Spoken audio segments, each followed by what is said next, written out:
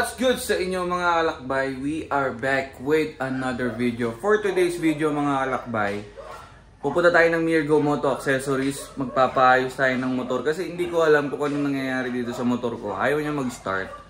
Pero matagal siya mag-start, parang ganun. Pero yung sabi nga, tinanong ko si Press Jake, sabi niya, starter relay lang naman daw yung problem. May mga upcoming rides tayo. Ngayon ko lang din magagamit to si Biggie. Tingnan niyo mga kalakbay. Sa mga NK400 owners dyan, siguro alam niyo yung problem na to. Ayan o. Matagal bago mag-start. So, akala ko nung una battery. Pero sabi nga ni Jake sa akin, starter relay lang. So, yun yung gagawin natin for today's video mga kalakbay para alam nyo rin kung meron kayo NK400, alam nyo rin kung ano yung pwede nyong gawin pag ganyan yung problem. Let's go! Woo! Ito rin pala gagamitin natin na helmet ngayon mga kalakbay. Bagong bago! Shoei X14 na Mark Marquez edition. So shoutout kay Bro Mark sa segunda corner. Napaka solid ng bili natin dito. Tsaka yung quality niyang ganda. Yan, so kung naghanap kayo ng mga quality helmets, hanapin nyo yan kay Bro Mark. Yan, so halos kompleto na natin yung MotoGP na collection natin. Sunod, manifesting yung Red Bull na HJC or yung kay Quartararo na HJC yan. Soon. Let's go, alis na tayo ngayon, gear up. Let's go. Ayan, so pagas na muna tayo ngayon para isahan na lang. Iwan na rin tayong sticker dito. Yo! Sticker.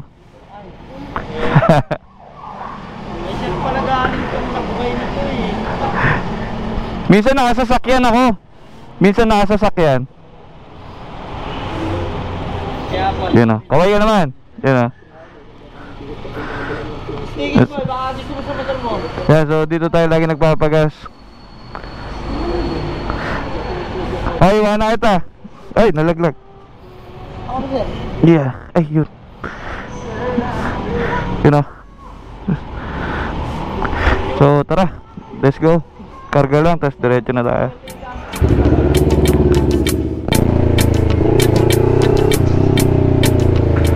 Ayan mga kalakbay, nandito na tayo ngayon sa C5 Road. Lapit na tayo sa Mirgo. Okay din tong Shoei helmet natin, ang sarap sa ulo. Medyo kailangan lang siya ng break-in kasi sobrang fit niya pa sa ulo ko. Kaya medyo may sakit factor dun sa may noo. Pero okay naman. Yung gaan niya okay din. Tsaka kaya pantay yung bigat niya dun sa, sa GoPro. So abangan nyo yung magiging fit check natin dito. Umili rin tayo ng bagong jacket. May Kia din. Yan, so ito may ginagawa pala dito ngayon. Buti nga hindi nagtotopak tong motor kasi yun lang talaga yung problem minsan. Kapag i-start mo, doon lang talaga siya nagkaka-problem. Pero once naman na nagbukas na, wala na problema. Pero kailangan palitan na rin kasi alam mo na, mahirap maberya sa long ride.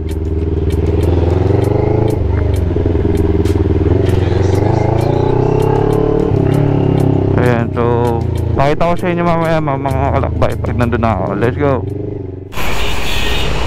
Yung mga kalakbay, nandito tayo ngayon sa Mirgo. So nagsabi rin naman ako kanina na alas 10 ako dadating. So may mga ginagawa pa ngayon na iba. Yung sa atin naman, although starter lang naman din yung magiging problem natin. Kaya siguro papalitan lang, tapos okay na yun. Yan, so mga kalakbay, baba lang tayong gears, tapos pakita ko sa inyo mga ginagawa dito. Let's go! Mga kalakbay, so binuksan na ngayon yung ano natin. So yun nga, sabi ni Kuya Ken, starter relay lang talaga yung papalitan. Yun lang naman o Kuya Ken, starter relay lang. Ano ba usually, ba't ganun na wear and tear talaga? Saka lumaan na rin. Kasi ito mga kalakbay, ito yung part na nasunog nung bagong kuha ko. Kasi ewan ko kung saan yung mga wiring nung unang nakakabit dito. Dami nakakabit, may blinker pa nga ito kaya pinalitan namin yan. Nung una nga, yung unang pinalit pa namin dyan, parang hindi pa original. Pinalitan namin ng original na ano. Ngayon naman, wear and tear kasi siyempre bago yung mga camping, nahilig tayo mag-motor ng malalayo. So ayun, sumusuko na. Although gumagana naman, pero kasi kapag may long ride tapos sa morning matagal siya magbukas, kailangan din para tuloy-tuloy yung biyahe, hindi nakakatamad. Yan. So yan, papalitan lang yan mismo yung buong starter relay. Mamaya pa-check na rin natin siguro yung brakes natin sa likod kasi hindi ko rin alam, minsan hindi siya kumakagat. Pero kapag naka-stop naman siya, gumagana naman. Yan mga kalakbay, so yan nga, bisitahin nyo yung Mirgo. Dito lang yan sa C5 road bago umentra ng SLEX yan eh. So nakikita nyo tong opening na yan. Mga CF Moto users natin, okay dito. Vouch din natin yan sa GC natin, okay ang Mirgo. So tingin-tingin ba tayo ngayon kung anong pwedeng ipagawa dito sa motor, pero minimal lang siguro. So note muna tayo, let's go. Ito mga kalakbay, may C4 dito na nakatambay, project bike din nila ngayon. Alam mo sa una parang okay, wala siyang problem, pero kita nyo naman, ayan o, kita nyo yung problem. Boom! Tapos yung makina, grabe o. Ano? 2-cylinder lang yan, naging 3-cylinder, nagkaroon ng isa pang butas.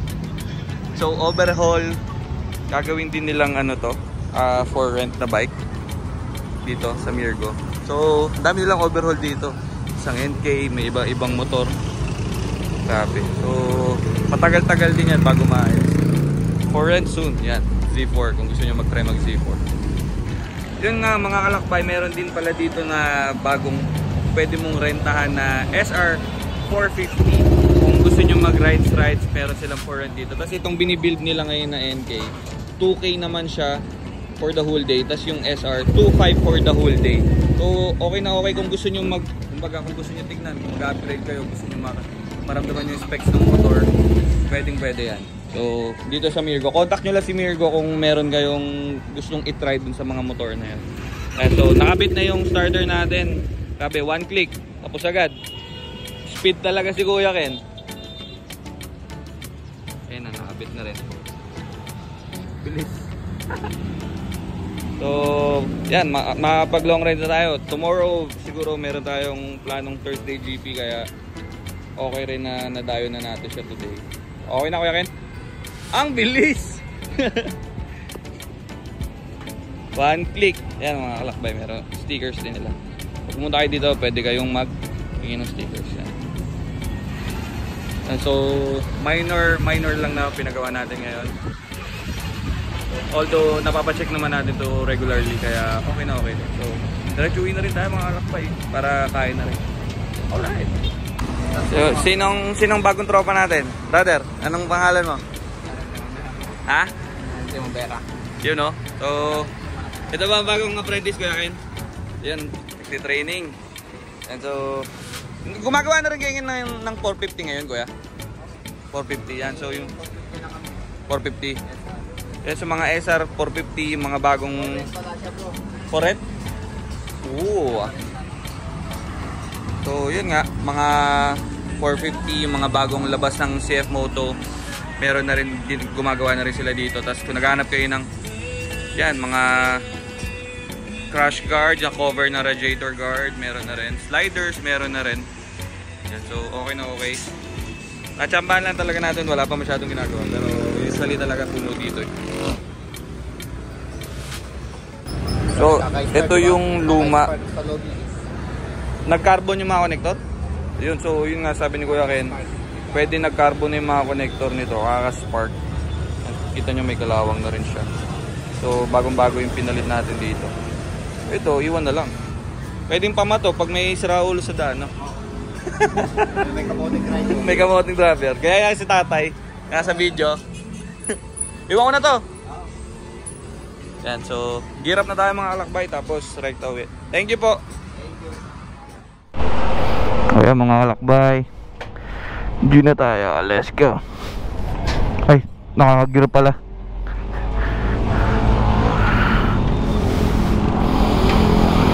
Ayan, so natitesting natin ngayon mga kalakbay kung okay na okay. Boom, one click. Yan, so kain muna tayo, tapos rekta uwi na din. Wala naman tayong gagawin for today, magpapahinga lang. Kaya sa mga lakbay, 700 lang din ang inabot ko dito, kasama ni labor doon ni Kuya Ken.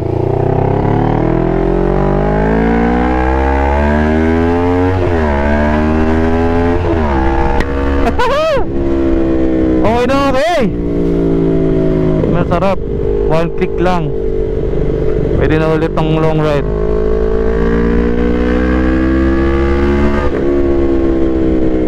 So okay din mga kalakbay sa Mirgo. So mga kalakbay, if you're new to my channel, please like, comment, and subscribe. And i-ring nyo na yung notification bell para heart. Kaya sa mga kalakbay, don't forget to stay safe and peace out. Woo!